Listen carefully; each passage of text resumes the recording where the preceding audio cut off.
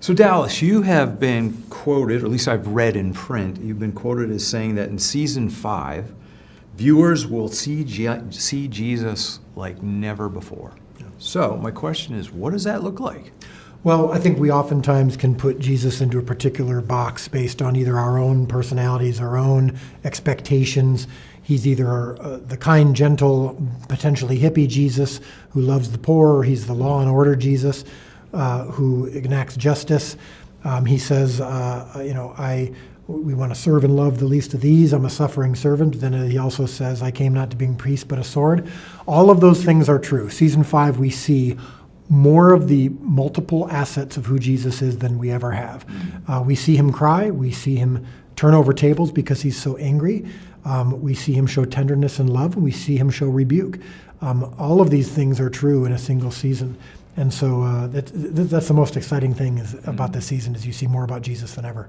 Speaking of Jesus' demeanor in some of these scenes, this is some of the best whip work that I have seen since Indiana Jones. Yeah, well, that's a combination of Jonathan's hard work with some camera tricks and some special effects. But that brings me to ask the question, and how do you approach scenes like that to make them the most visual that you can make them, but still have tremendous meaning? Well, that's the whole point of The Chosen, isn't it? I mean, this season we have the triumphal entry, the Last Supper, the Judas betrayal, the turning over the tables in the temple, iconic, epic moments and stories from the Gospels with a big palette, a big backdrop, big cameras. This demands to be seen on the big screen.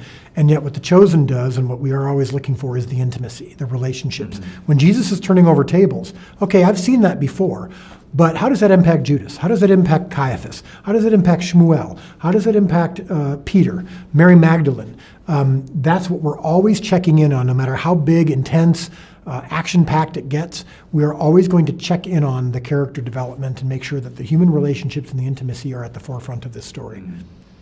Changing gears, you've spent some time in Brazil last week or two. Yeah. Are you consistently amazed at the reaction to this show from all points and corners of the globe? It never gets old, and just having been in Brazil, I was able to not only meet some celebrities and some influencers and have a big premiere in a city that loves the show. I also went to some of the poorest parts of Brazil and see firsthand some ministry that's being done in the most poverty-stricken areas of Brazil, and meeting with ministry leaders there who are watching the show and using the show in their ministry. That never gets old. It never gets routine. It's extraordinary what God is doing.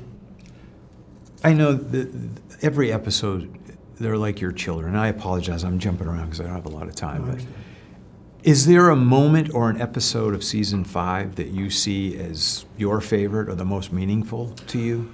Yeah, I mean, I would say that the scene at the very beginning when Jesus is entering Jerusalem, the reason that I love it so much and it was so impactful for me was twofold, and I'll make this quick, but the filming of it was extraordinary. Hundreds and hundreds of people who are crying and worshiping and chanting and singing, and for them it's real. For them, they love it. They're here because they want to recreate probably the greatest moment of worship in the history of the world.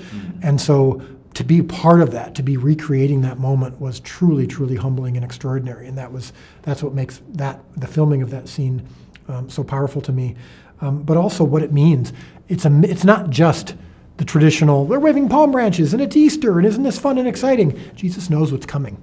He knows these people are going to turn on him. So capturing that dichotomy was, and even in the midst of that, if you've seen the scene, in the midst of it, we pause for a moment to show Jesus kind of wrestling with that and recognizing these people aren't going to be this way in a couple days.